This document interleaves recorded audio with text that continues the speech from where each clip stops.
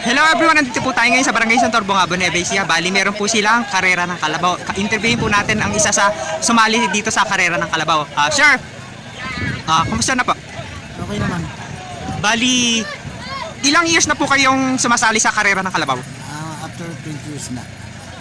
Bali, saan niyo po natutunan yung pagsali sa karera ng kalabaw? Dati nahiligan lang din namin sali na lang yung mga kamag-anak. Bali, saling, ano lang, saling lahi lang po. Mga hilig at hilig. Nakailang champion na po ba kayo?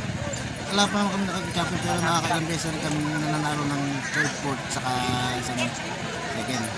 Ano po yung pinakamataas na prize na napalanunan nyo ngayon? Yung nakakuha kami sa may bayan, third. Doon po sa Onion Festival. Next year pa naman sa next year. Very next year na ito. Apo. Bali, ilan po yung kalabaw niyang pinangkakarera?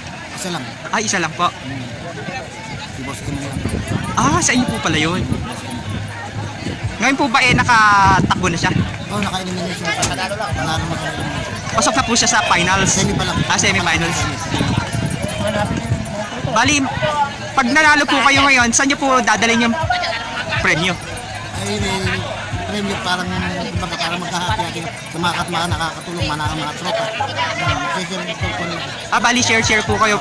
Kasi yung mga tulad ng hinete, yung mga nag-a-assist po doon sa starting. Kasama namin. Kumbaga, ito lang po yung pinakalibangan nyo. Libangan, hilig. Hilig. Kumbaga, hindi kayo nagbibisyo, ito yung pinaka... Yan lang. Maganda po yun na kahiligan nyo kasi malalayo po kayo sa ibang bisyo. Halimbawa po sa alak, sa yosi. Kasi yung bisyo nyo, napaglilibangan tapos pwede nyo pang ituro sa ibang bata na Sali na lang din sa mga apo-apo. Yung mga apo-apo ko, mga kasama ko na ngayon, yung nagtropa ko ngayon, mga apo-apo ko, kasama ko sila. ay mainam po kasi yung mga apo nyo naigaguide nyo sa tamang lugar.